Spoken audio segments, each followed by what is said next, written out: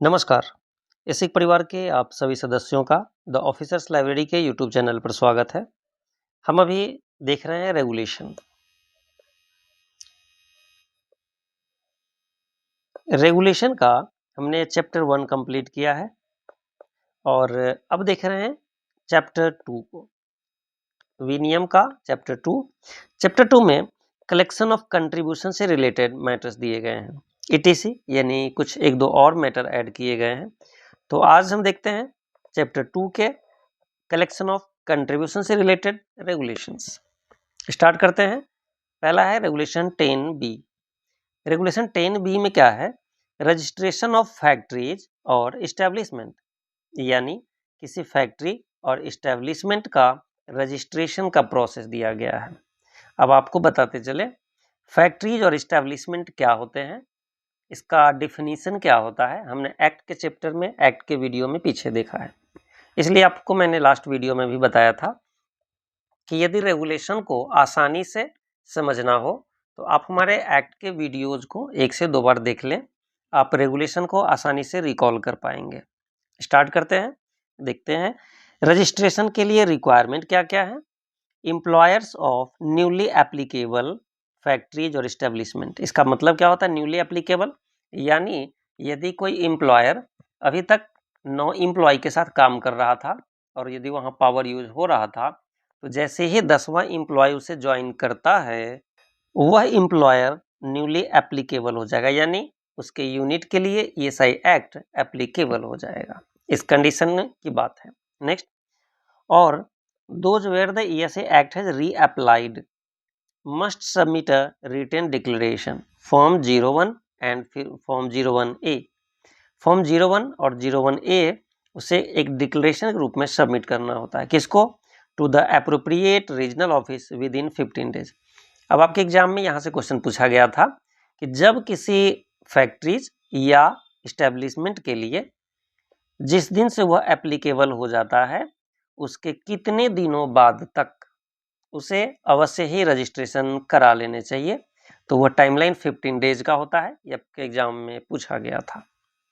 तो यहाँ से हमने एक दो क्वेश्चन देखे। फॉर्म कौन सा है? तो फॉर्म 01, 01A। दूसरा टाइम तो 15 डेज का। पहले यह ऑफलाइन होता था, एट प्रेजेंट ऑनलाइन है। कोई एम्प्लॉयर अपने घर बैठ करके भी वो ईएसआईसी में रजिस्ट्रेशन कर सकता है और 17 डिजिट का कोड प्राप्त कर सकता है।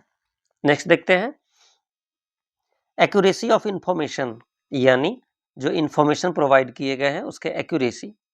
Employers are responsible for ensuring all details in the registration form are correct, यानी जो इंफॉर्मेशन पुटअप किए गए उसमें उसे इंश्योर करना और उसके लिए रिस्पॉन्सिबल कौन होगा?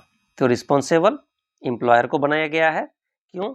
क्योंकि वह क्या डिटेल्स भर रहा है वह हमें पता नहीं होता है prima fascia.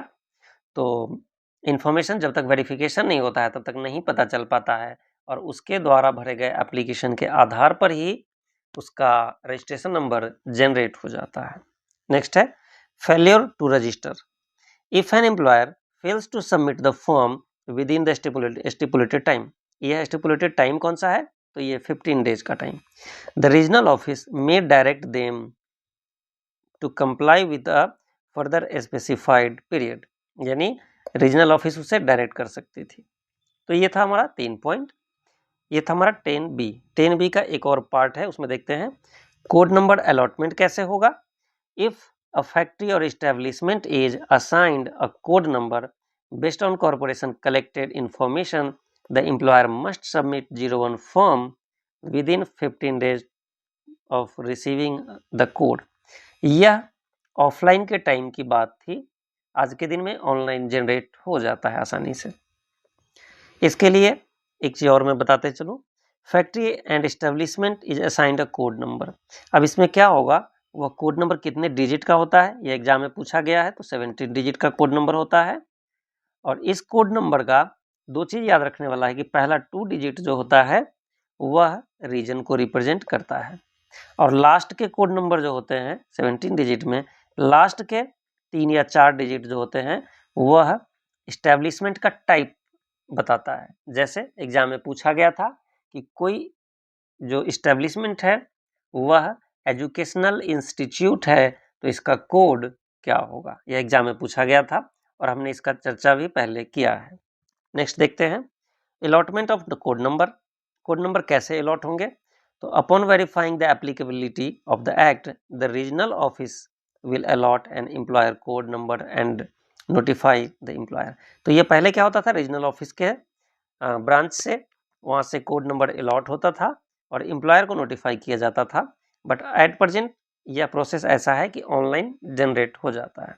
Next use of code number, employers must include this code number on all documents and related correspondence of the act, यानी जो उसे कोड नंबर प्राप्त होंगे उसके सारे डिटेल्स जो भरेंगे वह उनके सारे डिटेल्स पर कोड नंबर जरूर इंक्लूड होने चाहिए ताकि पता चल सके कि यह किस कंपनी का डॉक्यूमेंट है।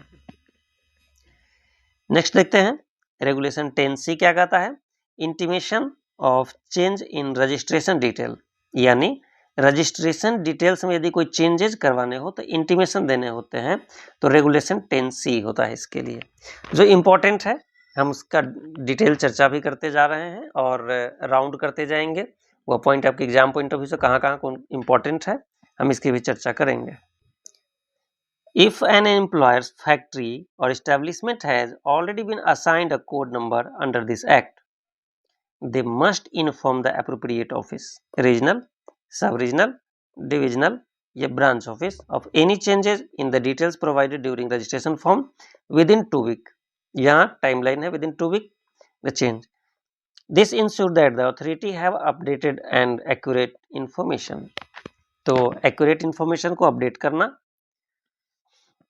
तो ये थे हमारा रेगुलेशन 10C जो कि रजिस्ट्रेशन डिटेल चेंज करने का, इसमें खास इंपॉर्टेंट नहीं है, सिर्फ आपके लिए इतना भी याद रखते हैं तो इनफ है ये। दूसरा टाइमलाइन है तो 2 वीक है इसका। नेक्स्ट देखते हैं, नेक्स्ट है रेगुलेशन 11। रेगुलेशन 11 क्या कहता है, employee declaration on appointed day. अब ये अपॉइंटेड डे क्या होता है इसकी चर्चा हमने किया है पहले। अपॉइंटेड डे के बारे में हमने डेफिनेशन में चर्चा किया था। देखते हैं डिटेल्स क्या दिया गया है। The employer must require every employee to provide correct particulars including a photograph of themselves and their family for form 1 declaration form before और ऑन द अपॉइंटेड डे। इसमें आपके लिए इंपॉर्टेंट यह है कि फॉर्म 1 क्या होता है, डिक्लेरेशन फॉर्म। एक वीडियो आपके लिए लेके आएंगे जिस पर फॉर्म का डिटेल्स होगा, किस फॉर्म का यूज किस पर्पज से किया जाता है। तो फॉर्म 1 डिक्लेरेशन फॉर्म ये आपके लिए इंपॉर्टेंट है।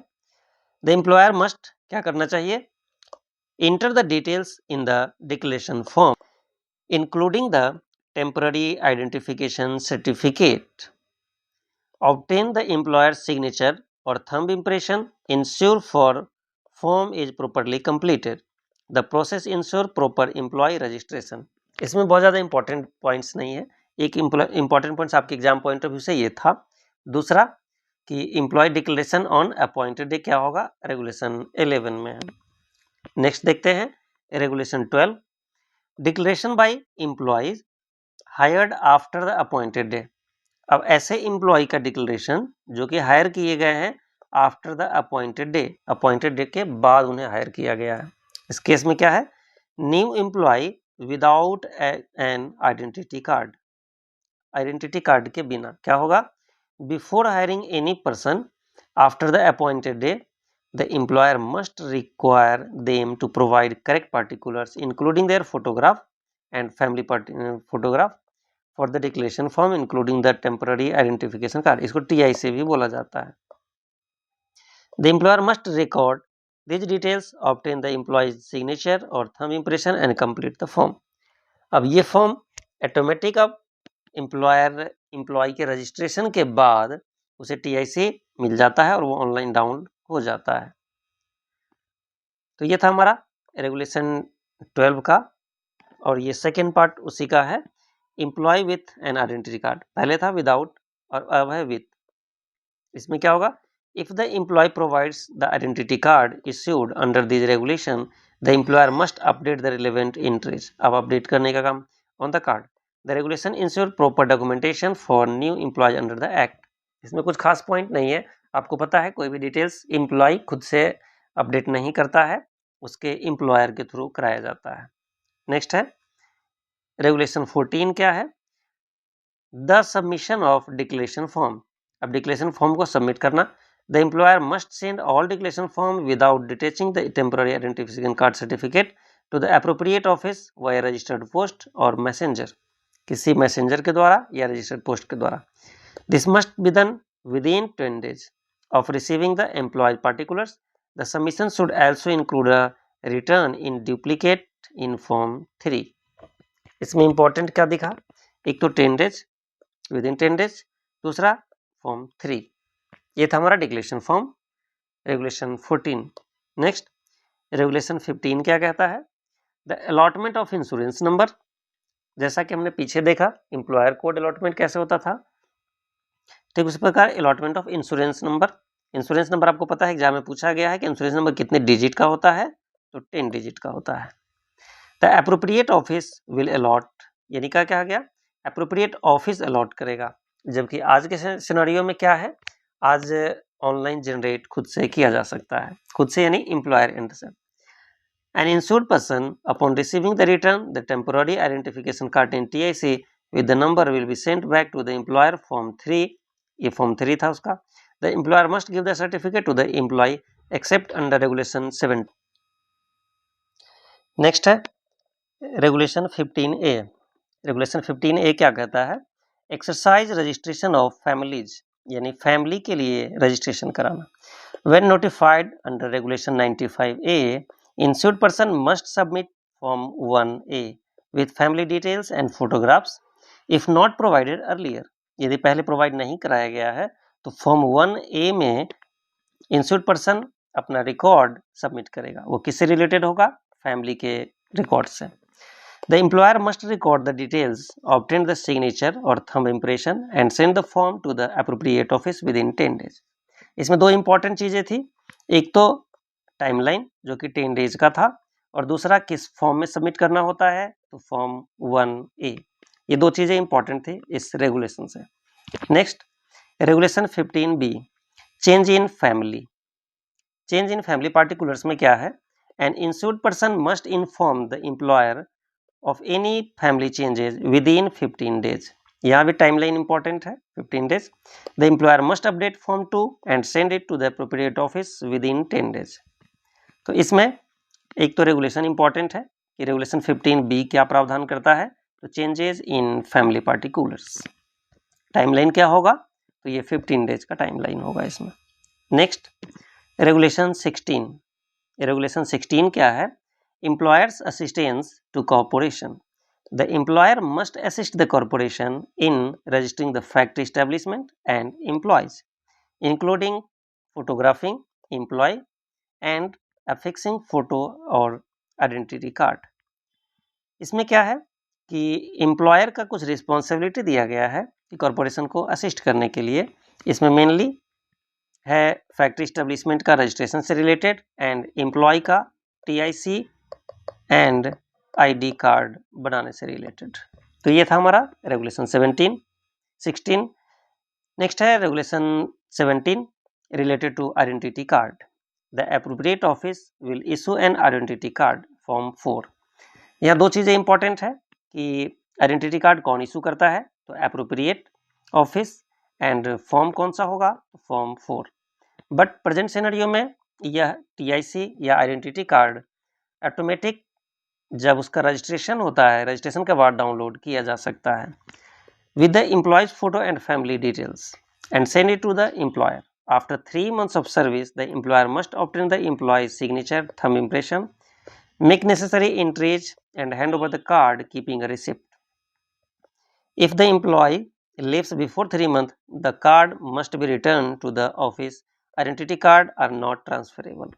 ये सारे प्रावधान हैं, बट आपको याद रखने वाली चीज़ एग्जाम पॉइंट ऑफ व्यू से ये है, रेगुलेशन 17 किससे रिलेटेड है, तो आइडेंटिटी कार्ड से रिलेटेड है। नेक्स्ट देखते हैं। नेक्स्ट है रेगुलेशन 17A। 17A है certificate of employment. If an insured person needs medical care before receiving the temporary identification card और if they lose it before getting an identity card, the employer must issue a certificate of employment in prescribed form upon request.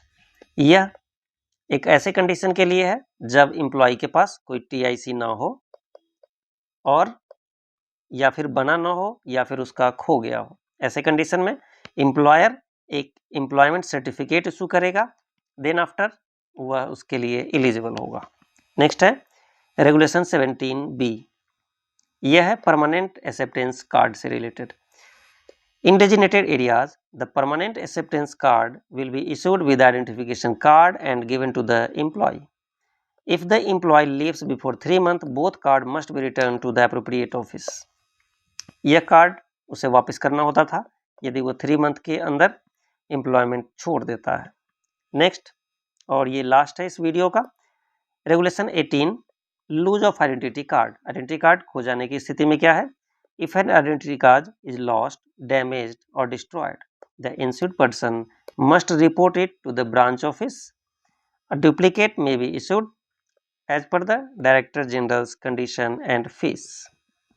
जो condition है, जो condition corporation के द्वारा lay down किए जाते हैं, उसके अकॉर्डिंग उसके कंसर्न ब्रांच ऑफिस उसे डुप्लीकेट इशू कर सकते हैं। तो ये था हमारा रेगुलेशन 18। ओवरऑल हमने आज इसके पार्ट 1 को देखा है, क्योंकि यह चैप्टर लंबा है अतः हमने इसमें 2 पार्ट बनाने का कोशिश किया है। तो हमने आज देखा पार्ट 1 में रेगुलेशन 18 तक, फिर अगले पार्ट में हम पार्ट 2 को कवर करेंगे और इस चैप्टर को कंप्लीट करेंगे।